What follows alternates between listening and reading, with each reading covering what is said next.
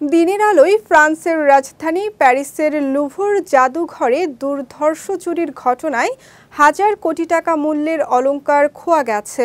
বর্তমানে যেগুলোর বাজার মূল্য প্রায় ৮ কোটি ৮০ লাখ ইউরো।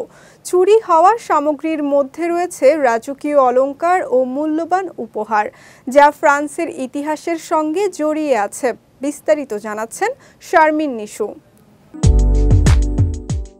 গত ১৯ অক্টোবর প্যারিসের বিখ্যাত লুভর জাদুঘর থেকে চুরি গেছে ফ্রান্সের ইতিহাসের অংশ হয়ে থাকা রাজকীয় অলংকারের সংগ্রহ।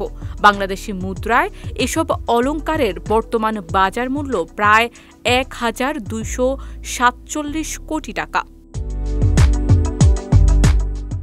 চুরি হওয়া গয়নাগুলোর মধ্যে রয়েছে ফরাসি সম্রাট নেপোলিয়ন বোনাপার্টের উপহার দেয়া একটি দুর্লভ পান্নার হার। ১৮১০ সালে দ্বিতীয় স্ত্রী মারি লুইজেককে বিবাহ উপলক্ষে এটি তিনি উপহার দিয়েছিলেন। এই হারে রয়েছে ৩২টি পান্না ও ১,১৩৮টি হীরা। একই সেটের একটি কানের দুলের জোড়াও চুরি হয়েছে। এছাড়া ফ্রান্সের শেষ রানী মেরি আমেলির মালিকানাধীন একটি নীলকান্তমণির টায়রাও নিয়ে গেছে চোরেরা। এই টায়রায় ছিল ২৪টি সিলন নীলকান্তমণি ও ১,০৮৩টি হীরা।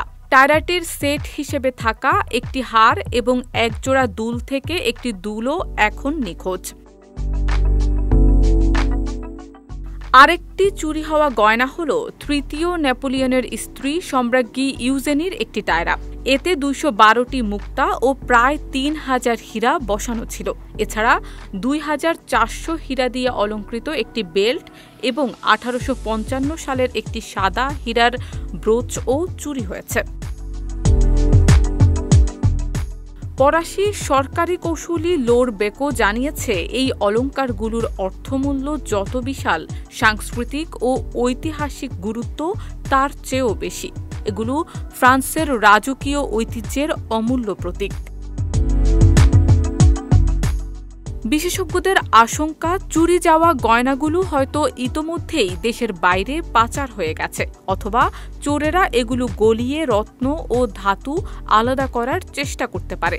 এমনটা হলে ঐতিহাসিকভাবে অমূল্য এই সম্পদগুলো চিরতরে হারিয়ে যাবে। শারমিন নিশু, বিজয় টিভি, নিউজ ডেস্ক।